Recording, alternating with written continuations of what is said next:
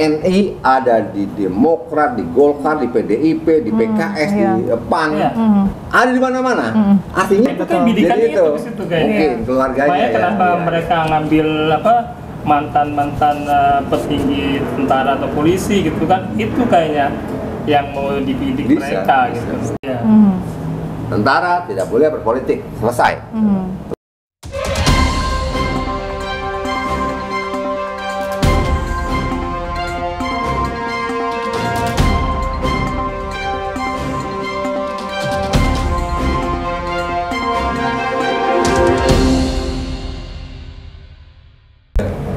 Sobat FT News, apa kabar? Kami kembali menjumpai Anda.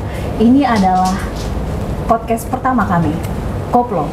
Kira-kira apa sih ya Koplo itu? Ini adalah podcast yang pertama di desk kami, desk pemilu. Banyak isu-isu tentang pemilu yang tentunya kontroversial, kita ulas lebih dalam kali ini. Tapi di edisi perdana ini, kita tentu tidak akan mengulas semuanya. Kita kuliti satu persatu. Untuk tahu lebih dalam, saya sudah bersama dengan tim media pemilu yang tentunya punya banyak materi ya, begitu ya Pak ya? Betul. Punya banyak hal yang akan diulas dan tentunya bisa menjadi pencerahan untuk kita semua. Selamat malam. Malam, Bari. Oke, Pak Rasul, Mas. Bambang, Mulia. Kita tahu ini adalah sebuah nama yang catching nih ya, Ya. Koplo. Koplo. Kalau boleh tahu, apa arti dibalik nama ini? Ya. Saya mendapatkan nama itu dari staf IT kami, staf medsos kami yang namanya Alfian Syah. Koplo. Koplo itu ternyata singkatan dari kontroversi politik. Wah, menarik ini. Karena kan menjelang pemilu tentu banyak sekali kontroversi. Dan biasanya dari kontroversi lantas kemudian muncul hoax. Nah, kita tidak ingin terjebak pada pemberitaan yang mengandung hoax, tetapi kita tidak tabu berbicara mengenai kontroversi. Artinya ada dua sudut pandang, dua perbedaan, sah-sah saja dalam politik. Saya kira itu makna filosofinya, Mbak Ri. Iya. Apa sih yang sebetulnya dirasakan sendiri oleh tim media pemilu sehingga hadir nama itu? Sebegitu kontroversikah proses pemilu kita di 2024 mendatang? Mungkin karena ini Mbak Ari sendiri wartawan senior, Bambang wartawan, Mulia wartawan, saya juga wartawan, selalu berbicara mengenai sesuatu yang eye-catching, sesuatu yang tadi Mbak Ari katakan agak mengundang gitu loh ya. Tentu lebih kepada bahwa sebutan koplo yang identik dengan misalnya ada pil koplo atau konotasi yang musik mabuk-mabukan gitu ya. Tapi ini kita jadikan akronim menjadi kontroversi politik. Saya kira kalau tidak ada sesuatu yang kontroversial yang jadi bahasan, rasanya garing. Kita ngomongin politik kalau nggak ada kontroversi garing. Itu aja sih sebenarnya. Gimana Bang? Ya, saya kira gini ya, dalam suatu isu saat ini ya, ketika suhu politik memanas lah ya, sesuatu pasti kontroversi. Cuma persoalannya kan kemudian publik melihatnya kontroversi sebagai suatu head to head, suatu kubu, katakanlah kubu capres dan sebagainya. Artinya saya kira mungkin ada semacam gagasan ini menjadi penyelaras mungkin ya. Artinya kontroversi bukan hal yang tabu, bahwa sudut pandang orang melihat suatu persoalan politik hal yang wajar. Nah, persoalannya kan kita mencoba melalui Koplo ini bisa membangun kesadaran publik, mendewasakan mereka untuk berpolitik. Betul. Selama ini kan mereka terjebak ke dalam pemberitaan-pemberitaan medsos ya. Saya berpikir bahwa Koplo ini satu media yang cukup representatif sehingga pemahaman orang tentang sebuah kontroversi itu hal yang biasa kan. Biasa saja. Sama seperti halnya kalau disiplin kita, kamu wartawan meliput ya harus cover both sides gitu kan, begitu kan? Betul. Membiasakan untuk kita menghargai pendapat orang satu sama lain dan tidak harus kita gontok-gontokan meyakini salah satu keyakinannya sampai sedemikian rupa, tapi menjadi wacana kita bersama gitu harusnya. Perbedaan. Nggak harus sama kan? Harus ada perbedaan. Di kontroversial ada yang pro, ada yang kontra, kontra gitu kan, itu hal biasa. Jadi wajar lah. Jangan baper. Politik jangan baper.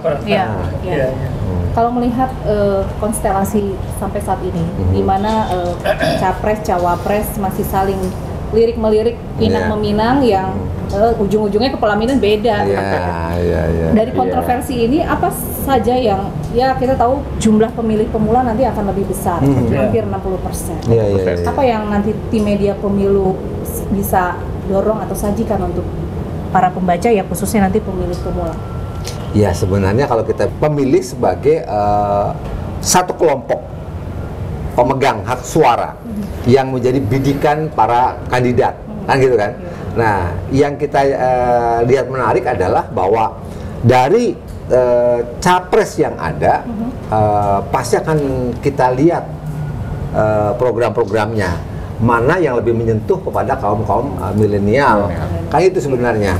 Nah, cuma kan pasti nanti dalam pergerakannya kita akan menemukan biasanya ya ada keseleo lidah, salah ngomong, salah ini, itu yang bisa jadi kontroversi di masyarakat.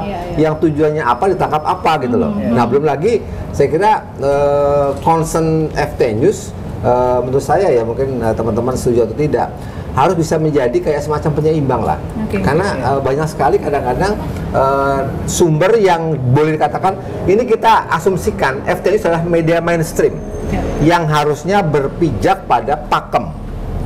Kalau kita jurnalis ada politik jurnalistik kan gitu kan. Nah itu yang harus bisa dibedakan oleh para audiens sahabat FT News semua bahwa kadang-kadang kutipan statement atau pendapat dari orang yang notabene bukan dari media mainstream hanya akun pribadi lantas menjadi pegangan. Ini harus diklarifikasi dulu gitu loh. Kita mencoba memberi sesuatu memang kontroversi tapi insya Allah dari sumber yang memang kompeten, kredibel gitu ya. Dan jangan lupa Mbak Ari, kita juga pengennya media pemilu bagian tak terpisahkan dari FT News ini juga kalau bisa menghadirkan narasumber-narasumber yang kredibel, yang kompeten. Syukur-syukur bisa menghadirkan Pak Prabowo, Pak Ganjar, ya karena siapa tahu kan gitu kan. Sebenarnya gini ya, kalau dari konten-konten yang ada di netizen itu sebenarnya menarik. Mas Raso. Cuman kita harus jangan terlalu mentah. Nah, difilter ya. Tetap ya difilter, kita rembukan, kita olah lagi. Kalau bisa ya kejar narasumber yang kompeten gitu. Jangan hanya jadi rujukan. Akhirnya orang atau pemirsa atau membaca jadi salah kaprah. Betul. Mungkin itu yang perlu dielaborasi. Saya kira justru saya lihat kondisi saat ini kan, artinya ketika media mainstream sudah mulai ditinggalkan tanda kutip, artinya media sosial menjadi satu rujukan ya saat ini. Artinya jadi satu rujukan, satu alat ukur untuk menilai sesuatu gitu. Padahal media sosial itu kan bukan produk jurnalistik ya. Kami itu jadi anggap sebuah kebenaran publik yang akhirnya ukurannya adalah viral. Saya berpikir di sini FT News khususnya sebagai media harus punya tanggung jawab moral sebagai media, karena suatu fungsi media itu kan mendidik. Artinya koplo ini bisa jadi sarana untuk melakukan klarifikasi, melakukan identifikasi bahwa harus ada publik itu harus diberikan semacam satu guidance bahwa mereka kalau larut di dalam pemberitaan medsos itu semua punya kepentingan dan tidak bisa terklarifikasi. Artinya saya berpikir ini sebagai satu media yang representatif untuk memberikan pencerahan lah tanda kutip maksud saya kepada publik bahwa sesuatu itu harus jelas narasumbernya dan lain sebagainya. Saya berpikir ini bisa menjadi harapan baru ya buat publik, khususnya di media pemilu ini, Mas. Minumlah. Iya. Sambil dinikmati. Kalau tahun kalau pemilu 2019 itu buzzer banyak banget. Nah, kalau tim media pemilu melihat untuk tahun ini bagaimana? Kan pasti bisa sama. Ya, kita bisa melihatnya dari perspektif positif atau yang negatif. Kalau syukur-syukur positif, tapi kalau begini, negatif, saya kira begini. Fenomena buzzer itu kan tidak ada tren menurun menurut saya. Ini nanti menjelang akhir tahun baru saya kira akan lebih gila-gilaan. Nah, saya kira ranah kita kan untuk mengangkat kontroversi harus pakai kriteria lah. Kalau kita asal comot isu yang diambil dari medsos, kadang-kadang agak kurang bisa dipertanggungjawabkan. Nah, kita barangkali FT News barangkali menghimbau kepada divisi cybernya Mabes Polri atau Badan Intelijen Negara yang untuk lebih mengawasi secara ketat sehingga peluang-peluang buzzer yang berisi hoax atau berpotensi memecah belah bangsa bisa diredam. Ada mitigasi untuk itu. Iya, mitigasi. Termasuk politik identitas, betul ya Pak ya? Oke. Sampai terjadi. Jadi semangat yang memang dibangun tim media pemilu FK News adalah menciptakan pemilu yang damai tanpa politik identitas. Nah, salah satu kontroversinya lagi nih, ada pemilihan atau ya bisa dianggap sesuatu yang membuat kita wow. Pelibatan sipil dan ex-TNI Polri di tim pemenangan Ganjar Pranowo. Gimana Pak kontroversinya? Ya, jadi kalau nggak salah nih ya, ketua tim pemenangan adalah Arsyad Rashid. Dia pengusaha muda yang sangat sukses, dikenal sebagai salah satu konglomerat muda. Dia direktur utama Indika Group. Itu ada energi, ada macam-macam itu. Dan dia ketua Kadin sekarang. Kemudian wakil ketuanya itu yang cukup menonjol adalah mantan Panglima TNI Andika Perkasa, yang kita semuanya tahu dia adalah menantunya Pak Hendro Priyono. Nggak heran karena dia kan linknya ke PDIP, ke Ibu Mega. Nah, yang menarik adalah masuknya wakil ketua dari mantan Wakapolri, Pak Gatot. Salah seorang jenderal purnawirawan polisi yang cukup smart lah. Dia juga seorang akademisi. Dan nanti tentunya akan dilengkapi oleh wakil-wakil ketua dari parpol-parpol pengusung, saya kira ya. Nah, yang menarik barangkali memang mengkomunikasikan antara Arsyad, Sipil Andika dan polisi. Ini ada Arsyad mungkin untuk menjaring kelompok milenial, ya. Kemudian si Andika dari kelompok militer, Gatot untuk kelompok Polri. Persoalannya kan menjadi kontroversi karena posisi mereka sudah purnawirawan, artinya tidak punya kekuatan, gitu loh. Sudah orang sipil sebenarnya kalau sudah purnawirawan gitu kan. Sehingga apakah betul? Pertanyaannya, apa lantas peran mereka dan bagaimana nanti distribusi tugas antara mereka? Itu aja mungkin. Tapi strategi ini cukup menarik karena apakah yang jadi pertanyaan kita, apakah ini akan menggait suara? Iya. Saya kira begini, kalau tim pemenangan harus bedakan. Menurut pendapat saya, tim apa namanya sih ini? Tim pemenangan atau apa? Tim TPN, tim pemenangan nasional. Tim pemenangan nasional saya kira agak beda dengan kayak misalnya kalau di semua parpol memiliki satu badan pemenangan yang Bapilu yang sifatnya lebih struktural, gitu loh. Itu agak lebih punya tugas. Kalau tim pemenangan kok lebih kepada strategi menurut saya. Sehingga ini ketua umum Kadin loh, masih muda, smart gitu loh, pintar sekali orangnya. Kemudian Andika juga mantan Panglima, Wakapolri, sehingga bisa jadi yang diambil adalah unsur leadership. Kita pengen cari strong leadership untuk memimpin tim pemenangan dari mulai pusat, provinsi, kabupaten, kecamatan sampai ke Kordes, tingkat-tingkat desa. Mungkin itu yang diambil, bukan dari hadirnya mereka ekuivalen dengan mendatangkan sekian juta pemilih, rasanya kok enggak. Kembali lagi ke sosok capres dan cawapres. Lebih menentukan. Tapi saya kira gini Mbak, saya justru melihat bahwa tim pemenangan nasional juga memang tidak 100% ya bisa mendulang suara, tetapi tidak. Dari aspek strategi ya.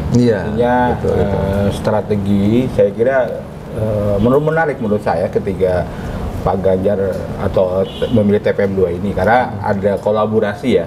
TNI Polri juga punya strategi berbeda. Saya berpikir karena nanti outputnya adalah pada hasil suara gitu. Artinya saya melihat bahwa memang pendulangan suara sangat berpengaruh kepada elektabilitas calon ya. Tetapi persoalannya kemudian adalah strategi menjadi penting. Karena tanpa strategi yang kuat, saya kira apapun calon yang diusung juga tidak memberikan dampak yang signifikan. Saya berpikir bahwa pemilih ini satu kolaborasi yang baik juga gitu loh. Cuma persoalannya tadi tentang yang maaf ya, sekali-kali persoalan TNI dan Polri kan selalu menjadi isu yang sangat nasional gitu ya. Walaupun mereka sudah, tetapi saya melihat bahwa sosok mereka untuk bisa mendrive, melakukan strategi-strategi mulai dari tingkat nasional sampai di Kordes gitu loh. Nah, cuma persoalannya peran mereka aja sih Mbak, kalau saya melihatnya gitu loh. Tapi intinya kalau memang ini Mbak Ari tertarik dan sahabat FK News tertarik menjadikan tim pemenangan ketua dan wakil-wakilnya sebagai topik kontroversi, harusnya kita membedahnya lebih dalam. Harusnya lebih dalam. Kan begini, kita dari tahun ke tahun mengamati pemilu, kekuatan utama ada di Jawa. Jawa Timur, Jawa Tengah, Jawa Barat, tambah Banten, Jakarta, Jogja. Itu lumbung suara. Itu aja kan? Nah, sekarang kalau misalnya pemilihan figur-figur tadi dimaksudkan untuk mendulang suara, kan harusnya Jawa nomor 1 loh ya. Saya tidak berarti menafikan suara dari luar Jawa, tapi fakta menyebutkan bahwa pemenangan ditentukan oleh Jawa. Siapa bisa menguasai Jawa jadi presiden. Intinya kan itu. Itu juga bukan masalah Jawa non Jawa bisa jadi presiden, karena yang di Jawa paling banyak pemilihnya, sehingga ya relatif orang Jawa terus yang jadi presiden. Itu dulu kan. Nah, kita lihat dulu Andika Perkasa, pengalaman Kodam sebagai Pangdam misalnya di mana, sebagai Dandim atau Danrem di mana, itu dulu.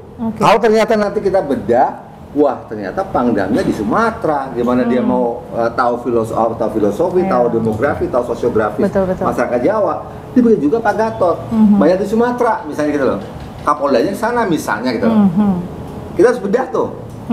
Arsyad, dia seberapa tahu kalau memang betul tujuannya adalah mereka untuk menggait suara. Tapi bisa juga gini Mas, karena tadi tentara dan polisi kan apa namanya struktur komandonya kan jelas Mas. Walaupun dia sudah pensiun, di bawahnya kan masih ada nih, pengaruhnya masih tinggi saya pikir. Nah ini kan kontroversi. Ini kontroversi karena menurut saya, kalaupun nada kecil, hanya orang yang mungkin dulu pernah jadi anak buah langsung. Mungkin loh ya. Bisa jadi karena begini, sekarang saja yang kemarin sebelum penyerahan daftar caleg sementara, udah ada berita TNI ada di Demokrat, di Golkar, di PDIP, di PKS, di PAN, ada di mana-mana. Artinya kalau udah purnawirawan tidak tegak lurus. Gitu loh. Sebaliknya yang bisa tegak lurus, Jenderal Dudung Kasat. Tentara tidak boleh berpolitik, selesai. Keluarganya boleh, mungkin nyoblong, karena nggak boleh. Itu kan bidikan itu di situ kayaknya. Mungkin keluarganya. Makanya kenapa mereka ngambil mantan petinggi tentara atau polisi gitu kan? Itu kayaknya yang mau dibidik mereka gitu. Strategi ya. Tapi memang perlu di dalam. Tapi memang harus ya. Artinya jangan-jangan gini Mbak Ari, jangan-jangan pemilihan Arsyad, Andika, dan si Gatot justru kontroversi sebenarnya. Harusnya PDIP gak pilih mereka. Harusnya pilih jenderal yang pernah memegang Pangdam di Jawa Timur, pada Jawa Tengah misalnya. Polisi jenderal ya, yang pernah Kapoldanya di Jawa Timur, Jawa Tengah misalnya gitu. Atau pengusaha besar sekelas Arsyad misalnya, dia juga akar Jawanya kuat. Kalau mau menguasai basis suara tadi misalnya loh. Kan bisa juga tuh diperdebatkan kalau misalnya dikontroversikan. Artinya tahu atmosfer yang yang dituju gitu ya Pak. Jadi jangan-jangan kalau misalnya Ganjar kalah, sorry kata nih, bukan artinya jangan karena itu salah milih tim kan juga bisa. Artinya memang banyak hal-hal kontroversial yang bisa kita kulik. Iya. Terutama nanti jangan lupa di podcast Koplo berikutnya. Begitu ya Pak. Betul. Ada lagi Pak mungkin yang bisa. Ya pengantarnya itu, ini kan pengantar. Kita akan ketemu lagi di podcast selanjutnya, di koplo selanjutnya. Nah mungkin catatannya Mbak Ari, diimbau kepada sahabat FT News, kalau ada usulan ide untuk mengangkat isu yang menurut sahabat FT News itu kontroversi, tulis komen. Boleh request apa yang perlu kita bahas, dan bila perlu narasumber siapa yang ingin kita hadirkan, kita cobakan penuhin gitu mungkin ya. Betul. Kalau boleh sedikit mengutip, Anda boleh beda pendapat tapi jangan saling mengumpat, boleh beda pilihan tapi jangan bermusuhan. Keren. Ada boleh nih sedikit pantun. Jalan-jalan ke pasar Cikini. Cakep. Jangan lupa membeli siomay. Cakep. Terus ikuti podcast Forum Terkini untuk korek informasi politik yang selalu Mantap. Sampai jumpa Sobat FT News di podcast Koplo berikutnya. Terima kasih Mbak. Kemarin sebelum penyerahan daftar caleg sementara, udah ada berita TNI, ada di Demokrat, di Golkar, di PDIP, di PKS, di PAN, ada di mana-mana. Artinya